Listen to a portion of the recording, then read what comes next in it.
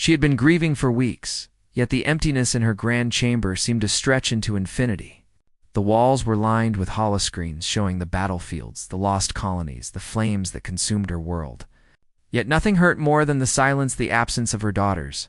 Mira and Lila had been taken in the raid, snatched from her arms while she fought desperately to protect them.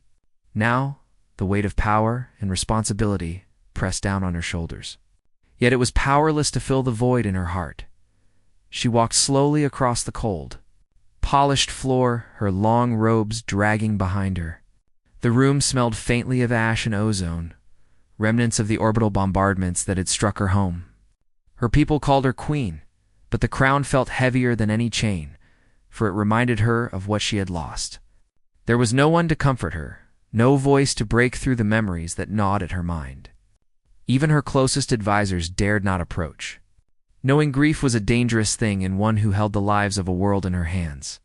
She paused in front of a large window, staring at the horizon, where the twin suns dipped into a blood-orange haze. The colonies beyond the city were still smoldering, and patrol drones traced the skies like silent vultures. She could almost hear the echo of her daughter's laughter, their small hands reaching out for her, voices calling her name.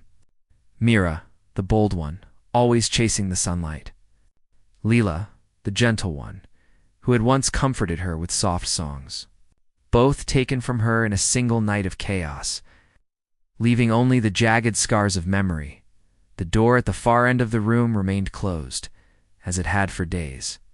Her mind wandered through possibilities, blaming herself, blaming the council, blaming fate itself. She had led the resistance, marshaled fleets, commanded troops across countless skirmishes. She had believed that strength and cunning could protect everything she loved. But the universe had laughed, cruelly, tearing her daughters from her grasp. Her grief was private, silent, and absolute. Outside, the city was quiet, the people wary. Word had spread of the raid, the capture, and whispers of hopelessness hung over every street. Her enemies believed she would break, that she would crumble into despair and leave the throne empty. But grief, she realized, was not weakness. It was a fire that could forge new strength if she chose to let it. Yet, in the darkest corners of her mind, even that thought seemed hollow. It was in this fragile state that she felt a unusual disturbance in the palace's energy field, subtle but distinct.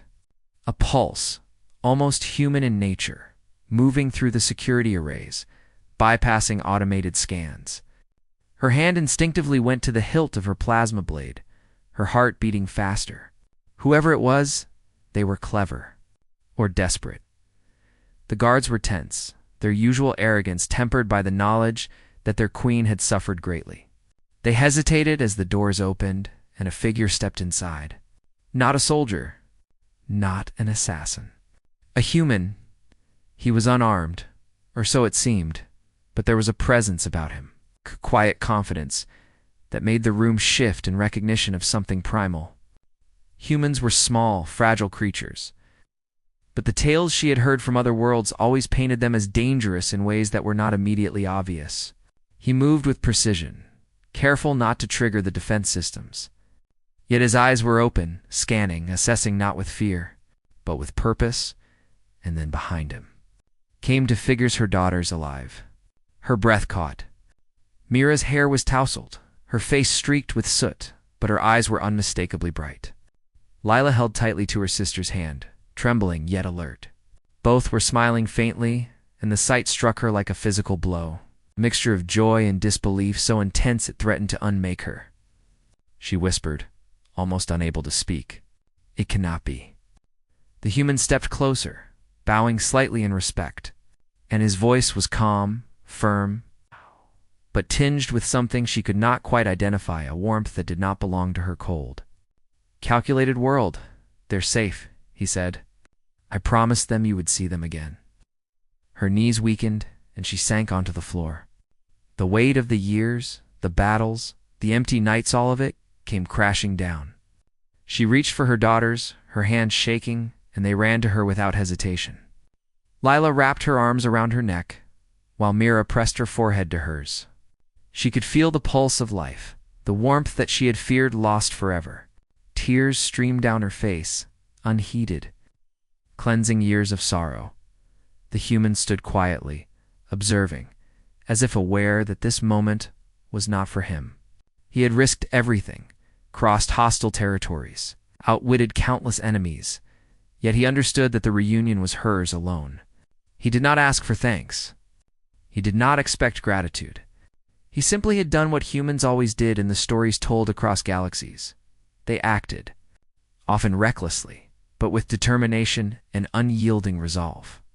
She looked up at him finally, seeing not just the human, but the truth in his presence. He had no fleet behind him, no allies visible, no weapons drawn. He had only his courage and his will. The audacity of such a fragile species to enter the heart of danger and succeed, it was bewildering. She asked, her voice barely a whisper. "How did you find them?" He shrugged slightly, a faint smile appearing. "I have my ways. I follow the signals, read the patterns, and I don't give up. Ever." Her mind tried to comprehend the logistics. The enemy territories were fortified, the colonies destroyed, surveillance almost absolute. Yet here he was, her daughter safe, standing in her chamber, like an answer to prayers she hadn't dared voice. It was impossible, improbable, and yet undeniably true. For a moment, silence reigned. Only the distant hum of the city outside penetrated the room. And then Mira spoke, her voice small but insistent. "Mother, he saved us. We're really safe now." Lila nodded, her hands gripping the hem of her mother's robe. "We never stopped hoping. And now..." Her words faltered, but the meaning was clear. Life had returned where death had seemed certain. She looked at the human again, her gaze sharp, trying to measure him as a queen would. He was small, mortal in ways she could not even begin to match. Yet his eyes held something deeper, a fire, a resilience, a kind of strength she had seldom witnessed. He had defied the odds, and in doing so, reminded her of something she had almost forgotten, that even in despair, life had ways of returning. "You risked yourself for them," she said quietly, almost a statement, almost a question. "Why?" He met her gaze evenly. "Because I could. Because it mattered. Because someone had to." His tone carried no arrogance, only certainty. Humans don't give up on what matters to us. You may have thought that your world is alone, that hope is gone. But it isn't. Not while there's someone willing to stand in the dark. She studied him for a long moment. Her people revered power, strategy, and command. But what she saw in him? What she saw was a truth her culture often overlooked. Courage was not always measured in armies or weapons, but in action against impossible odds. And humans. Humans were dangerous in their simplicity. They risked, they acted, and somehow they endured. Finally, she rose. Lifting her daughters into her arms, holding them as tightly as she could, the tears came freely now, and for the first time in weeks. She allowed herself to feel the full weight of relief, joy, and gratitude. "You are remarkable," she said, her voice shaking. "All of you." The human inclined his head. "We all have our part to play. Today was ours." And in that moment, the chamber no longer felt empty. The walls no longer echoed with grief alone. The suns dipped further below the horizon, painting the room in a golden hue that seemed almost like a blessing.